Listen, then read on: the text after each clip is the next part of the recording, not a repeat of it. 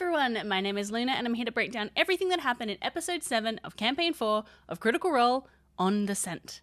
I am really sorry that I missed episodes 5 and 6. I got the flu and I was really unwell for a couple of weeks and I tried to do them, but I just couldn't. I do hope to go back and kind of fill in that gap when there's an off week, but I just didn't want to make myself even sicker by really pushing it. So yeah, I am really sorry, but anyway, with that said, let's jump into the episode. I'm excited to be back. Once again, we jump back to Dhalmakia for the beginning, and I gotta say, I'm really loving these little snapshots of what is happening elsewhere in the world of Ahriman. It's like a great way to remind us that there are other characters in the world doing stuff, and it gives us this feeling of a connected sort of through line between all the players. So in this snapshot, we see the new Dean of the Pentevrel, Cora Klippenweisreck, giving her inaugural speech. Of course, Dean Cora was instated by the Sundered Houses after they blackmailed the former Dean Euripides Tallbarrel into resigning back in episode 2. I can speak words that make things that never existed come into being, and I turned around and found that there was a power greater than that. And it was whatever was written in this letter. Mari is in the crowd observing this speech, and of course she is not impressed, and she does not attempt to hide these feelings from those around her, and even the new Dean, Cora, notices and sends a message to her telling her to keep it to herself and to see her in her office later. Dean Cora announces in her speech the Cormoré Scholarship for Arcane Service, stating that it will allow the school to teach more pupils than ever before. However, I am willing to bet that this scholarship is specifically devised to try and train the students in the skills that the arcane marshals have, as we learned in episode 2 that a new security overseer, Lord Herondas Einfeisen, is planning on making cuts to the public security forces and privatizing them within the Sundered Houses. In that episode, Azanay and his captain Fazir speculated that the arcane marshals would only last as long as the Sundered Houses were unable to perform the magic that the marshals have. So it makes sense that they would seek some kind of way of getting that power, and using the resources of the school could be the way to do it. Dean Cora ends her speech with these foreboding words. Old ways are dying. We represent nothing if not the triumph of the new. Meanwhile, over at the Arcanade, Belair is giving a tour, as promised, to Lady Amaria Dyson Cormoré. She, of course, arrived for the tour the night before, but Belair had to reschedule it to this morning because of the trouble happening at Palazzo Divinos. Lady Cormoré is very interested in Shay's blade, a pariah blade on display in the Loy Wing that killed the first god to die in the Shapers' War, presumably Asgra the Conqueror. She remarks that it looks quite mundane, and Belair responds that he believes that's the point. It took something so mundane to take down the divine. Once again, I'm taken down by my kitty. There's something about the weight of reality. I believe the weight of reality can crush most things. Belair goes on to explain that each blade was different, specifically made for the shaper that it was intended to destroy. And Lady Cormoré remarks that no one knows how the trickster god Rowan was destroyed. It was a very large piece of destruction. We know where it happened. It was one of the sacred theaters, and there were no survivors. It took everything. It's just a crater where that theater used to be. No record, no survivors, and the few people that made whatever weapon that was died very early in the war. Of course, Belair knows, and we know, that he was a part of that destruction, and I'm slightly worried for him that maybe Lady Cormoré knows this. You know, if Thjazi figured it out, there's a chance that other people could know as well, and as the Lady Cormoré has been assigned by the Chamber of Lords Advisory to review the pariah blades, I'm sure she would take a great interest in Belair having been a destroyer of a god. We still don't know why she is reviewing the blades or to what end, but given that we are seeing the houses moving in all directions to seize control of arcane magic and how it is used, it's likely a part of that. You know, they could be worried that the blades could be turned against them, especially as she inquires whether they could kill a celestial as well as a god. But this also brings up an intriguing possibility that the Cormorés are looking to move against House Halovar. If they know of the source of their power is a celestial angel, they could be looking for a way to destroy it. It's hard to tell which Sundered Houses are working together right now, and even if they are working together, they could still double-cross each other. So we move back over to the Dahapshni Wood as the soldiers' tables stand in the aftermath of their battle with the Wraith Tree, with the corpses of the disanimated undead all around them and the flames of the tree as it burns. There is no sign of Sid anywhere, which is encouraging. It means that he wasn't killed here, so that's good. The dead seem to be mostly poachers, thieves, and people who entered the forest, likely knowing the dangers ahead. Are any of the zombies fresh enough to be looted? Fucking Listen! old trick. Listen! Never die. It's good to see the OG Laura back looking for any bit of gold she can get. As she is looting the bodies, she notes one in particular because he has 2 satyr horns on his belt. Of course, last episode the party met a fawn inside Hawthorne's glade called Subri who had her horns removed. Pretty nasty. Along with the horns are 2 vials filled with a luminous liquid which Thimble takes but cannot identify. I'm wondering if it's filament, but I don't think it's really clear yet. She intuits that this fairy hunter was the reason that Hawthorne made her decision to start sending mortals to the Wraith Tree. Teor takes the cleric symbol that the Wraith was grasping, a symbol of Tonsil, the shaper of the sun. I think that Teor, whose magical gifts have been described as unexplainable, has been actually tapping into the domain of Tonsil without knowing it. So I'm interested to see if him holding this holy symbol will come into play at all. We know from his use of Inspiring Smite last week that he is an Oath of Glory paladin, which is all about being heroic and courageous, which feels like a really good fit for the sun god's domain. And actually, speaking of subclasses, this week over on my Patreon, I did a whole video about everyone's subclasses, the ones that are confirmed so far, and also what my guesses are for those that we don't know yet. So if you want to check it out, you can head to patreon.com/Luboffin or just follow the link in the description. Thank you so much to all of my patrons for your support, and a big welcome to new patrons, David Feig, Michael V. Moore, John Smith, BKJ, Johnny Gonzalez, Crystal Ayres, Kafina Rosewood, Andy C, CJ, Emma Pinner, Steve Wood, Rob B. Me, Sharon, Dork Dork, Maple Rook, Maya Richards Dinger, Katerina R, Devon Carter, Survive Eternity, Gina Bell, Catherine, Paloma Baker, Joshua Adkins, Miss Mary 9297, Phil Harvey, James Rasco, Rhiannon Phillips, Nancy H, Blankadanga, and Walks. Thank you for a lot of you because I missed the last couple of weeks. I really could not make these videos without your support, so just thank you very much. And if you would like to sign up to Patreon and check out this week's bonus video as well as all of my extra content, you can sign up at patreon.com/Luboffin or follow the link in the description. Tyranny is feeling very at home among the flames and the dead bodies, and she's feeling a little peckish. Are there any freshies around? I'd like to just pop off a finger. I'm kind of hungry. Wow. What? Whoa. You eat people? She wants to pop off a freshie, gang. You eat people? He's Get a dead. little Nathan hot dog out there. Let's go. I did not know that you did this. I love that Whitney is fully embracing this idea of what it means to be a demon, and it's got me thinking about demons in this world of Araman, and also tieflings. I posited the idea in an earlier video that she was inhabiting a body that had been picked because it was a tiefling and therefore looked demonic, but a few of you in the comments had the idea that tieflings don't actually exist in this world except in this context. The body was transformed into a tiefling when it became inhabited by the soul of a demon. In fact, a lot of you took it even further to say that the body that Tyranny is inhabiting is that of Wick's unknown love that we learned about in episode 3. If so, that is supremely messed up, and honestly, I wouldn't put it past Brennan. They leave behind the Wraith Tree, but get completely lost in the dark, so the group decide to climb the trees and get some rest to stay safe off the ground, although Teor is not very keen. You fear heights? Well, you're getting stuck in a tree, but him. Has that happened to you before? When I was a wee cub, Did they have Small to child. send for the fire brigade? we did. It was very embarrassing.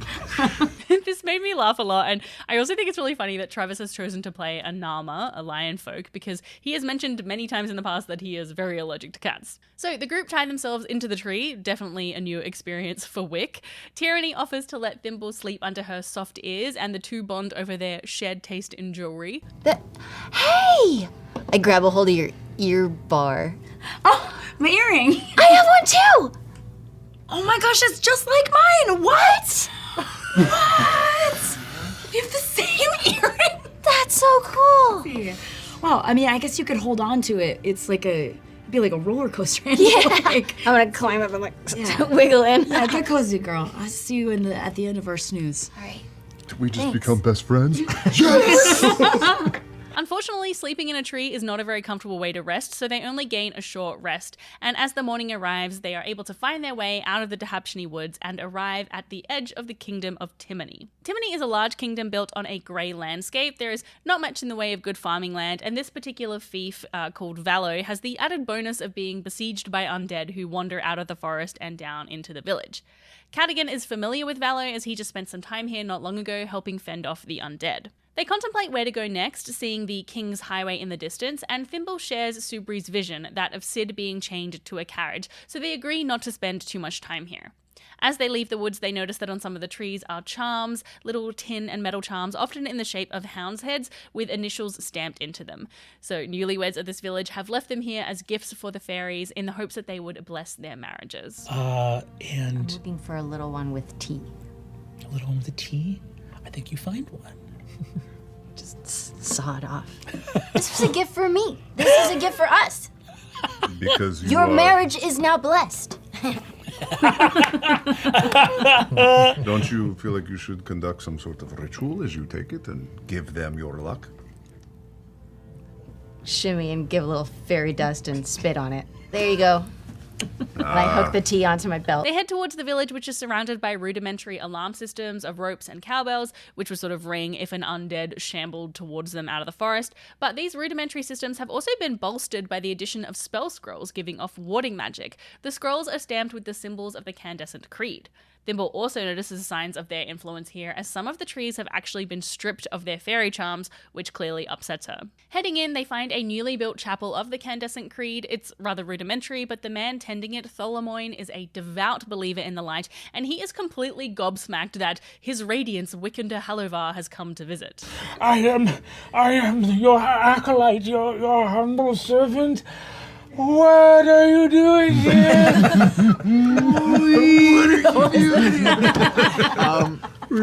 so glad you I'm pretty sure Travis is referencing Galaxy Quest here, which is an absolutely brilliant movie. Wick tells Tholomoin that he is here to check on the Creed's outposts and to make sure they have everything they need.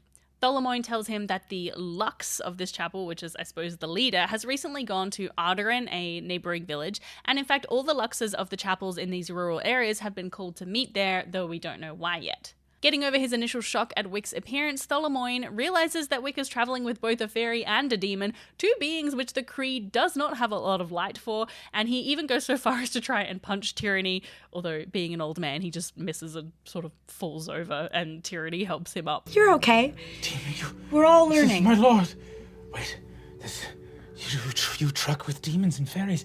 This is a trick. I abjure you! While she's helping him up, and Thimble leaves as I'm gonna follow her out, but as I do, as I'm walking by to Wick, I'm gonna say, these people are simple and their beliefs are pure. Don't mess with this man any longer. And I'm gonna leave. All right. Wick takes this advice and casts friends, telling the man that they're just here for some news and supplies and they will be on their way soon. Tholomoin shares some bread and asks Wick if he could take the test and keep the vigil to become a bringer of light. Wick says that he'll send word and see what can be arranged. Meanwhile, Cadogan and Thimble leave the chapel. Thimble is furious about Wick's religion not liking fairies and starts gathering stones to throw at him when he comes out. Cadogan approaches a shepherd called Tasker, reassuring him that his sheep are safe from Wulfric, who is very well trained. And Tasker is really friendly and open to helping, especially when he sees Thimble, as despite the Creed's influence here, he still follows the ways of fairy and recounts leaving charms at the forest's edge as a boy. Tasker tells them of a rumour that a Nama had stumbled out of the forest and took refuge in a chapel a few villages further along the road, but the Earl Knights arrested him and placed him in a carriage to be sent to the new Baron of Sloke, who we later find out is actually Casimir. This was the title that he was given in exchange for betraying Dazzy. He also tells them that the King of Timony has recently travelled south to meet with the Revolutionary Council. We learn later in the episode that King Augustus Valian is the first king of Timony, a title that he won after going to war with Argosia in the War of Axe and Vine, which ended 26 years ago. His banner is 3 hounds on a red field, 3 hounds which represent his 2 brothers and his father, and hounds have become an important part of the culture of Timony, especially as the king invited a druidic circle to be his council once he took the throne, so there is an element of druidic rituals and beliefs throughout Timony. Cadogan and Thimble thank Tasker for this news and tell him things may be a little safer now with the Wraith Tree out of the way. Is it safe to go into the woods again? I would be on edge still. Keep your defenses up, but if in the next few nights you don't hear the sounds in the dark, it could be worth venturing into during the day. But be cautious. But we may have helped you have a few brighter nights. I'm so happy that we're sort of seeing a bit more of Cadogan's personality now in these episodes. He's clearly a very grounded man, and I don't know, I just think he has a nice way about him. He clearly has some stuff going on in his past, especially after that scene at Albid's house with the doll. But I don't know, yeah, he just seems very practical. He's very used to speaking with common folk, which I think some of the others, Wick, really struggle with. Speaking of Wick, he exits the chapel and, as promised, Thimble begins throwing stones at him, angry at his religion's views on fairies. Tyranny kind of intercedes, saying that it's more, Wick's family rather than him. Hey, do you hate fairies? Not inherently, no. It is no, of course not. It's just it is one of the. You believe that we're not worthy of your. One of the seven shining tenets. Ow! It's one of the seven shining tenets is seek out the dim soul, the shadow, the demon, and snuff it out like a dying ember. However, You want to snuff out demons? I'm just saying that's what was written. It's maybe not literal, right?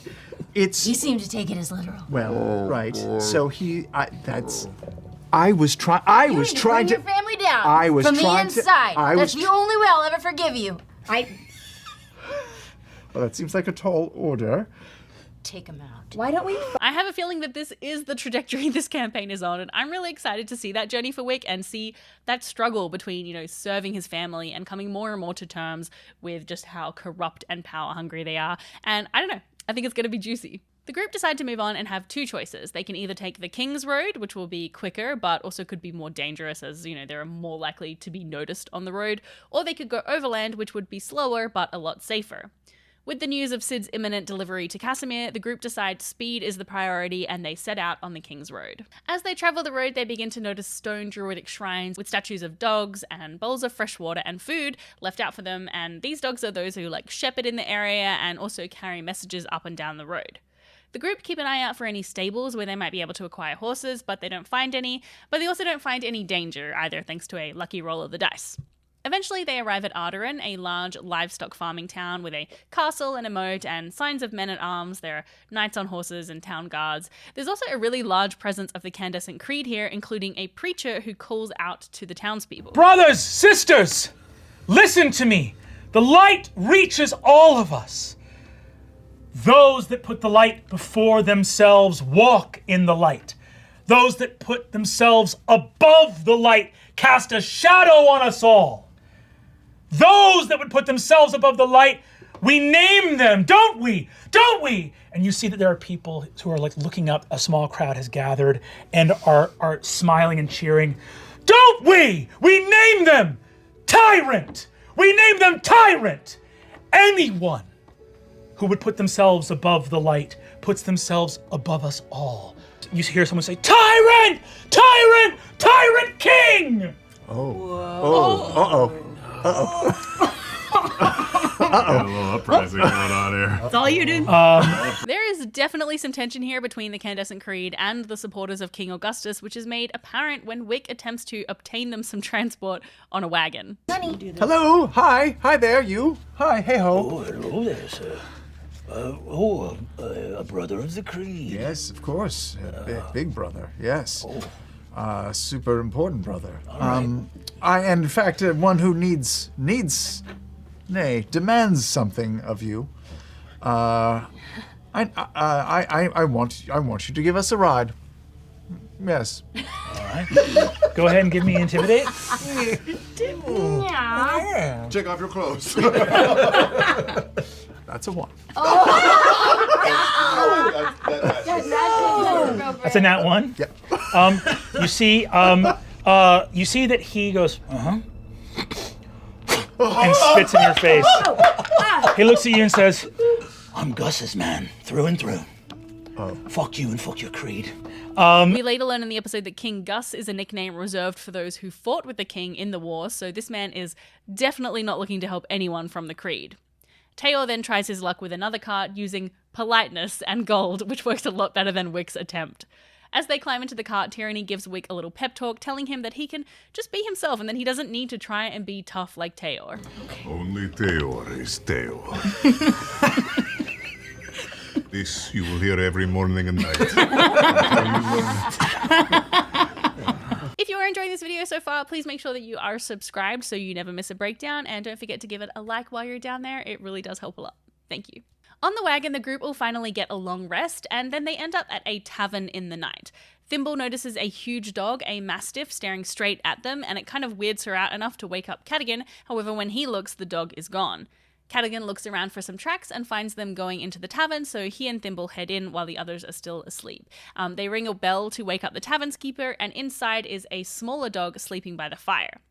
They are greeted by a woman called Gwen, who is confused by their questions about the large dog, saying that he was probably just on patrol for the king. She offers them a room upstairs, but there's only one available as the others are taken.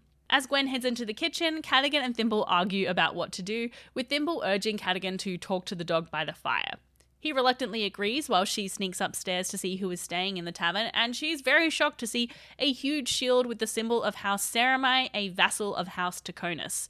She goes back down to tell Cadogan just as he approaches the sleeping dog. I can't believe I'm doing this. Oh. Bad at magic, but I will cast, to the best of my ability, speak with animals. As you begin to cast Speak with Animals, in fluent Orcish, this dog goes, shit. Never mind that. It turns out this dog is called Dame Morgaine, and she is one of the king's hounds. It's unclear if she is a druid or if there's some other magic going on, like a true polymorph, but Thimble gets a good vibe from her and tells her that they are looking for their friend Sid, who has been taken by Baron Sloke. Dame Morgaine informs them that the people upstairs are meeting with the new Baron tomorrow, and she herself is also heading to Sloke as well. They tell her they know the new Baron and that he's an oathbreaker and a criminal, which is a rumour that Dame Morgaine had actually already heard.